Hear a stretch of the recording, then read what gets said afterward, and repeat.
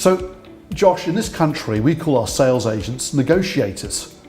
I know you don't have that term where you come from. But of course, what it suggests and what the title actually, I think, leads to is the fact that their role is to negotiate.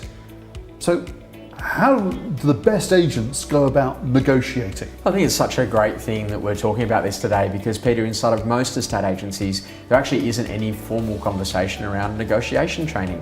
What does it look like? How does it work? What actually sets up a negotiation for success? What sets up a negotiation for failure?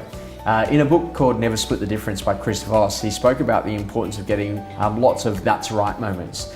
And what that is it's about making sure that we've really identified the needs of the client, that we repeat it back to the client in a summary so then the client can say, that's right. So in other words, you needed to move to Scotland, that's right, because you've got a job relocation there, that's right, and you wanted to try and do that before Christmas, that's right.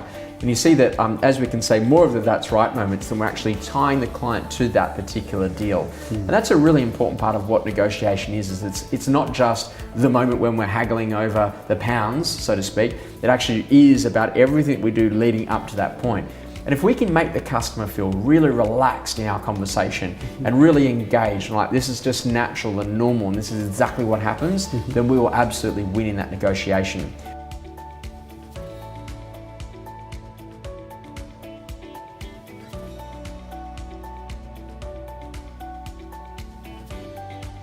So to set up a negotiation right, what you need to think about is that how do you get the environment correct for that negotiation to be successful.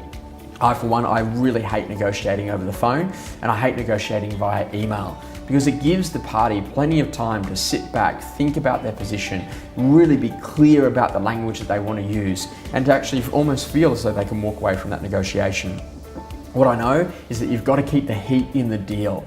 And keeping the heat in the deal means that that heat actually rises over a period of time until we get to a point where we're just about to do the transaction and all of a sudden people get wobbly and a great salesperson will push through that.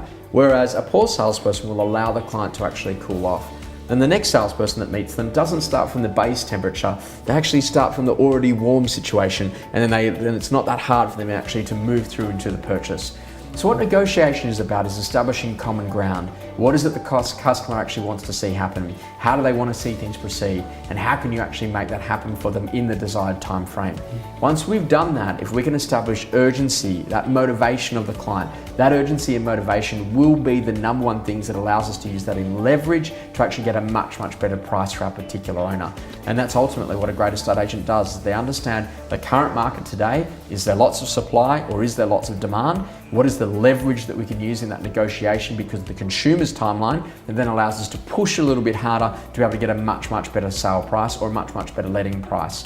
If we're in a position where we don't have much leverage, then it might actually just be about capturing that particular applicant today and actually taking that offer forward so the owner can make a decision as market conditions continue to change.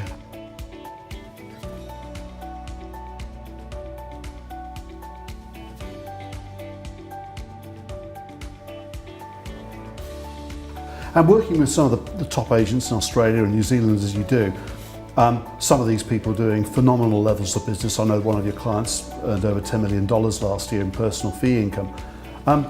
Do they follow the same process? There is no doubt that they follow the process even more because they're actually doing more of the transactions more often. So that actually means that there's more potential for things to go wrong. And you need to make sure that as a great negotiator that you understand what are you going to do in all the different negotiation positions that might come up. What happens when you've only got one person who's interested in the property? What happens when you've got multiple people that are interested in the property? What happens when the terms are different and there might be someone who's going to give you a higher pound figure for the property, but yet some of the terms might not be as attractive in terms of the completion day, maybe chain of title and different things that might be complicating that particular transaction. Yeah, and their preparation for going into the negotiation. How do you find the very best agents get themselves ready to negotiate? Well, unfortunately, sometimes you don't have any time. The customer's there, they want to just make it happen. And so what a great estate agent does is that you need to make sure that you are very clear about your market knowledge, about what's currently on the market, because that's going to help you to be able to get the figure into the ballpark of doing a deal or a transaction. And then making sure that as soon as someone actually submits that offer, what's your first reaction? One of our clients, Michael Clark from a brand called Clark & Hummel in Australia, what he'll do is that as soon as an offer is submitted, let's say for example it's £500,000, his first reaction is, how did you, on this house, how did you work that out? No, this isn't 500,000. No, the property here at Jones Street and West Street, they actually cement the value at 6. How did you work out the 5? And he said he tries to get the consumer into an utter position of confusion that maybe they have completely lowballed the offer. Oh, well, no. Well, that's not what we meant. And he said, well, if you wanted to buy it, you're going to need to be here. And so he would actually push them straight up into that dollar amount. And then try to find out who you're dealing with. So how did you actually work out that pound amount? How did you actually work out that particular figure? Oh, well, I'm an engineer, so I had to look at what the value of the land is, what the value of the construction costs is. I allowed an appropriate figure for depreciation. That's a completely different negotiation, as opposed to, that's just what we've got to spend. That's a very different negotiation again. So understanding who are you negotiating with and what can you do to help them to justify spending today's amount. Great, thanks Josh.